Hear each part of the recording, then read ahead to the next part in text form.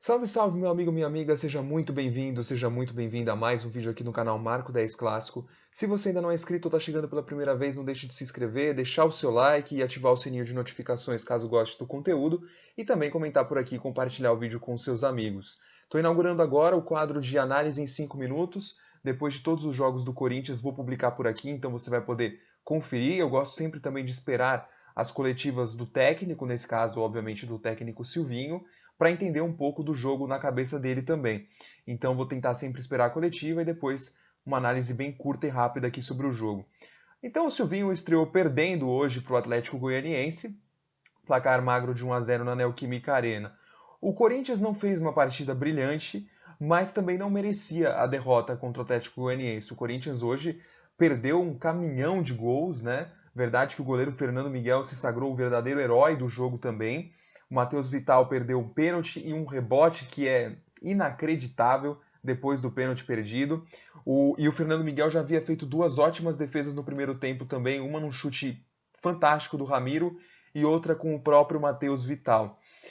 O Corinthians, como eu disse, não foi brilhante e alguns problemas me parecem pontuais, enquanto outros problemas são estruturais. Mas a primeira pergunta que eu faço é: será que o trabalho do Mancini foi tão ruim assim? Me parece que não é tão fácil fazer esse elenco do Corinthians jogar. Eu não acho que é um elenco ruim, tá? Eu acho que é um elenco mediano para bom. Mas as peças têm dificuldades de encaixe, né? São peças que têm dificuldades de versatilidade. Fazem uma coisa muito bem, né? Alguns jogadores retratam isso. O Camacho faz aquela função ali. Ele precisa ter um cara do lado dele que seja associativo e clareie as jogadas, como tinha o Xavier e o Cantilho, sempre que o Camacho foi bem, um desses dois estava ao lado dele, porque ele não consegue dar conta de fazer isso por ali no centro do gramado, né? O Ramiro, ele é um excelente infiltrador pela direita, mas ele não consegue ser associativo na região central do campo para fazer as jogadas do Corinthians progredirem. O Cantilho é um excepcional passador de bola longa, mas ele não consegue a transição defensiva que seria necessário para ele fazer essa função de primeiro homem. Então, o Corinthians tem dificuldade, especialmente na região do meio-campo, em versatilidade, em jogadores que consigam se associar de formas diferentes, né? E da forma como o meio-campo do Corinthians foi montado hoje, eu acho que não funcionou. E não funcionou, acho que o retrato dessa dificuldade de jogo do Corinthians foi o Luan. O Luan não recebeu bola, né? Não recebeu bola em condições de fazer a jogada progredir, de dar o seu melhor futebol, de entregar realmente passes em progressão aos companheiros, como ele fez na reta final do trabalho do Mancini, por exemplo.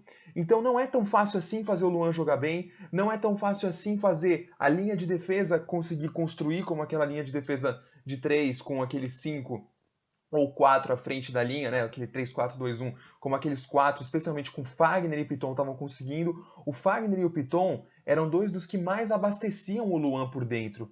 E era também por causa dos bons passes que vinham daqui que o Luan conseguia receber essa bola centralizado e com o campo aberto à sua frente. Não de costas, como ele acabou recebendo o jogo todo hoje, né? A ideia de fazer o Luan falso 9 é fazer com que ele atue como um meia central, mas que tenha jogadores de profundidade atacando as suas costas, né? E hoje o único que fez isso foi o Mosquito. O Fagner não conseguiu pela direita e pela esquerda o Piton também não atacou tanto a profundidade. Então você só tinha um cara de profundidade no time e o Ramiro, né? Só que os dois pelo lado direito do campo. E aí o Corinthians ficava um time meio desequilibrado, porque a esquerda construía bem, mas não conseguia ter profundidade e a direita não tinha construção nenhuma. O Corinthians sofreu demais com isso.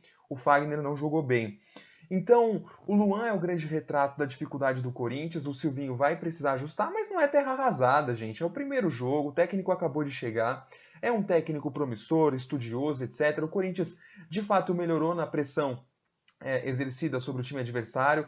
Se a gente compara, por exemplo, com o que foi Corinthians Atlético Goianiense no primeiro turno do Campeonato Brasileiro com o Coelho no ano passado, hoje foi um jogo completamente diferente, né? O Corinthians hoje foi muito melhor do que naquela época e do que o próprio Atlético Goianiense, que saiu com o resultado pelo imponderável, né? A única chance clara de gol que criou fez o gol. O Corinthians perdeu um pênalti, perdeu um rebote e outras duas boas chances.